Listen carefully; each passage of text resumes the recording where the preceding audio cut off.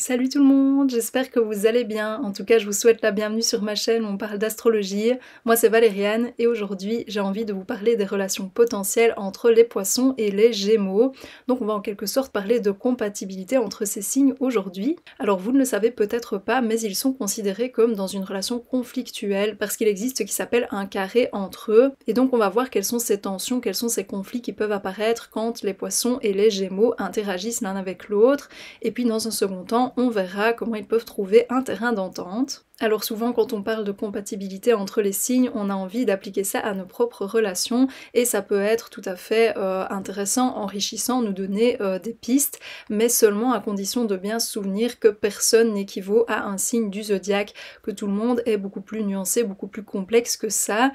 et que d'ailleurs même dans le langage astrologique, on ne résume pas quelqu'un à un signe. On a en fait tous ce qui s'appelle un thème astral, qui est une sorte de profil astrologique. Si ça vous intéresse, je vous invite à aller regarder la vidéo que j'ai déjà faite à ce sujet, et si vous avez envie d'en savoir plus sur votre propre thème astral, sur votre profil astrologique, il se trouve que j'interprète les thèmes astro, donc n'hésitez surtout pas à venir me contacter par rapport à ça via les informations qui seront mises dans la description de cette vidéo. Et alors une dernière chose qu'on va voir aujourd'hui, c'est ce qui peut se passer si vous avez dans votre thème astral des éléments en gémeaux et d'autres éléments en poisson qui créent un carré, donc qui peuvent amener un certain conflit. On verra aussi évidemment alors comment on peut amener de l'harmonie par rapport à ça. Mais voilà, sans plus attendre, entrons dans le vif du sujet.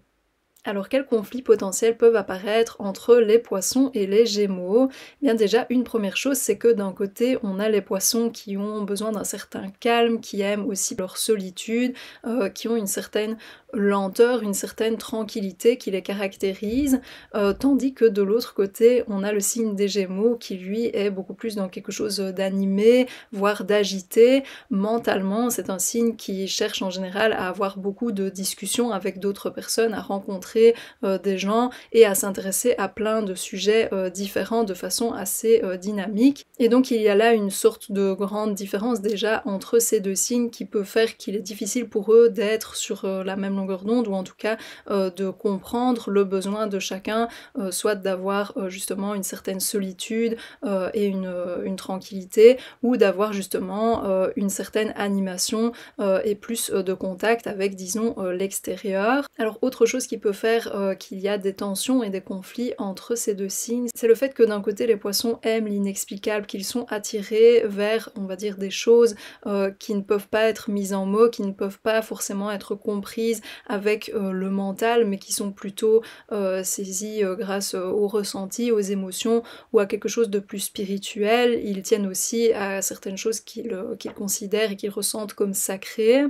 alors que de l'autre côté, les Gémeaux, eux, ont tendance à vouloir expliquer, ou en tout cas analyser l'inexplicable, à vouloir justement mettre en mots, à comprendre quelque chose de manière plus analytique, plus raisonnée, plus mentale. Et donc les Gémeaux ne vont pas avoir peur ou ne vont pas hésiter à disséquer quelque chose et à le prendre sous plein d'angles différents pour mieux le comprendre intellectuellement. Et donc ça peut amener certains conflits, certaines disputes. Par exemple, si le signe des Gémeaux veut s'intéresser à quelque chose qui parle au poisson, qui est important pour le poisson, et que le poisson considère justement donc comme sacré, comme mystique, comme mystérieux, comme quelque chose donc qu'il comprend, disons, avec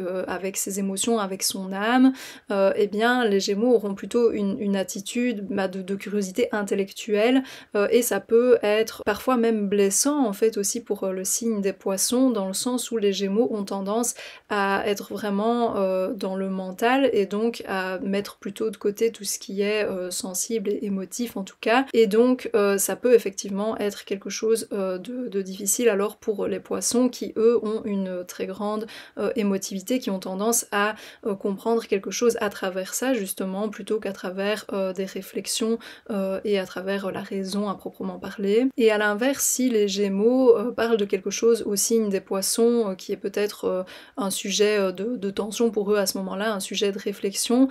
et qu'ils ont donc envie d'en discuter tout simplement, peut-être que les poissons auront le naturel à essayer de comprendre les émotions derrière, à être en empathie avec les Gémeaux, et donc peut-être à ramener la discussion à quelque chose chose de plus sentimental ou en lien avec les émotions, ce qui n'est pas forcément sur la même longueur d'onde que les Gémeaux qui, comme je le dis, en général ont plutôt tendance à chercher les idées, les réflexions, plutôt que l'introspection au niveau émotionnel. Et alors il existe aussi un point commun selon moi entre les Gémeaux et les Poissons, mais qui a plutôt tendance à créer une difficulté dans la relation, c'est le fait qu'ils ont tous les deux tendance à modifier le réel, voire parfois à mentir, disons-le. C'est-à-dire que chacun à leur façon bien sûr, mais donc pour les Poissons, ça peut être parfois vraiment sincère le fait de ne pas percevoir une situation telle qu'elle s'est vraiment déroulée et à plutôt avoir une vue d'ensemble assez floue, tandis que pour les Gémeaux, parfois de manière sincère aussi, ça peut être le fait de voir une situation uniquement dans certains détails, peut-être de les mettre en lien, mais de manquer une vue d'ensemble lucide. Et donc dans ce cas-là, si par exemple les Gémeaux et les Poissons ont vécu une certaine situation qui crée des frictions entre eux et qu'ils essayent de mettre les choses au clair ou de s'accorder par rapport à ce qui s'est passé, et bien si chacun a sa vision biaisée, disons, de la situation, voire fait preuve de mauvaise foi ou ment, cache certains éléments, parce que c'est possible chez chacun de ces deux signes, ça peut évidemment être compliqué de trouver justement cette réconciliation.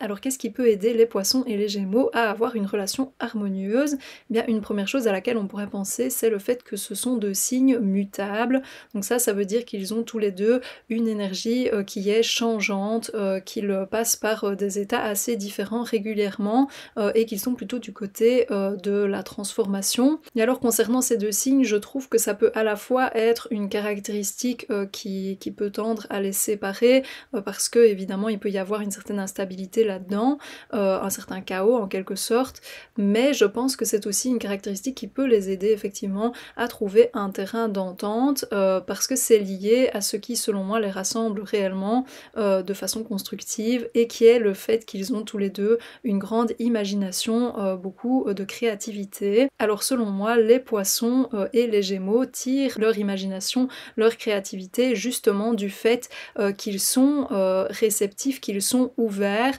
d'une façon qui est toujours renouvelée. C'est-à-dire que pour les Poissons, il y a le fait de vraiment se connecter à différents ressentis, voire à différentes dimensions, à quelque chose de plus spirituel. Et ça peut évidemment être une source d'inspiration pour eux, ça peut les aider à avoir cette imagination débordante. Et puis pour les Gémeaux, il peut y avoir une telle réceptivité à d'autres idées, à d'autres façons de réfléchir,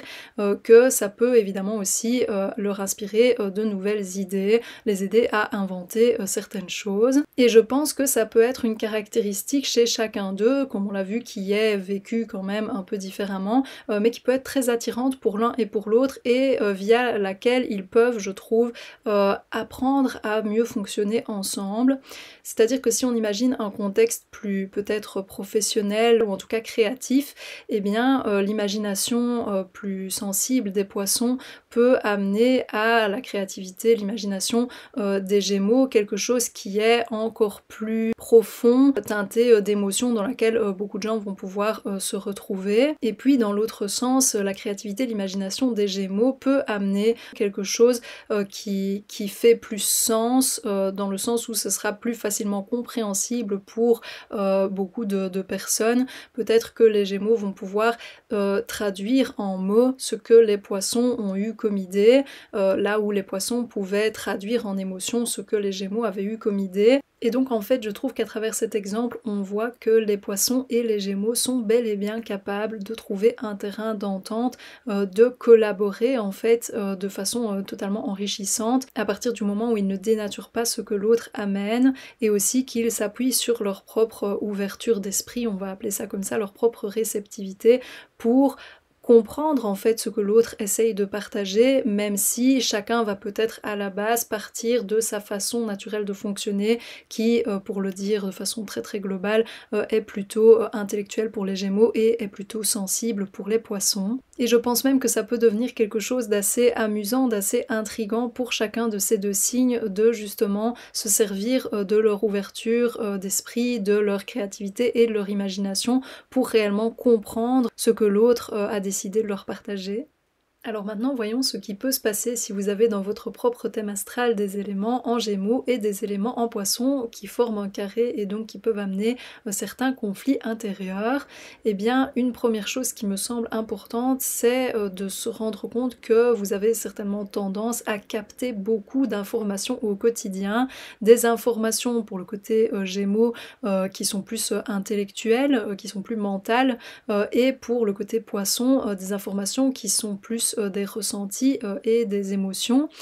et donc cette accumulation peut amener un surplus en fait d'informations et créer une certaine fatigue mentale et émotionnelle pour vous, un certain chaos, un sentiment d'être en quelque sorte agité, et donc par rapport à ça, je crois que ça peut vraiment être bénéfique de se recentrer de la façon qui vous convient le mieux, mais en tout cas de trouver une manière de faire le tri entre ce qui vous appartient et ce qui ne vous appartient pas. Alors bien sûr, ce qu'on capte, ce qu'on intègre peut être intéressant parce que c'est enrichissant aussi, mais je pense que le faire de façon consciente et donc vraiment volontaire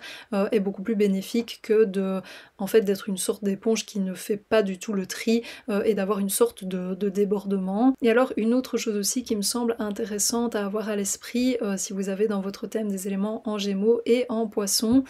c'est d'éviter les jugements entre ces deux parties de vous, c'est-à-dire de vous assurer que les Gémeaux à l'intérieur de vous ne vous donnent pas l'impression que ce qui vous vient de façon plus intuitive, comme des ressentis ou comme quelque chose de plus sacré, n'a pas de sens, ne fait pas sens intellectuellement parlant, et dans l'autre sens de vous assurer aussi que les Poissons à l'intérieur de vous ne vous donnent pas l'impression que votre façon de jouer avec les idées, avec les avis et de retourner un même sujet de plein de façons différentes ou de faire des liens un peu improbables simplement parce que ça vous intéresse intellectuellement, que ça vous stimule mentalement, qu'il y a quelque chose qui n'a pas de sens avec un S majuscule là-dedans. Voilà, je pense que justement il y a du sens de façon différente dans ces deux types de comportements, on va dire, et je crois que vous êtes bien placé au fond pour le savoir avec toute l'ouverture d'esprit que peuvent amener les Poissons et les Gémeaux. Et voilà, sur ce, on arrive à la fin de cette vidéo concernant les relations potentielles entre les Poissons et les Gémeaux. J'espère que ça vous a parlé et que ça vous a plu. Si c'est le cas, n'hésitez pas à aimer cette vidéo ou alors à laisser un commentaire pour partager votre expérience personnelle par rapport aux relations entre ces deux signes. Alors cette vidéo aussi marque la fin de la série de vidéos sur les relations entre les signes qui forment un carré en astrologie. Donc si vous n'avez pas tout vu ou qu'il y en a d'autres qui vous intéressent, n'hésitez pas à aller jeter un œil et pensez aussi à vous abonner à la chaîne si vous avez envie de voir d'autres contenus dans le domaine de l'astrologie. Et voilà, d'ici la prochaine fois, moi je vous souhaite une belle journée ou une belle fin de journée. Salut!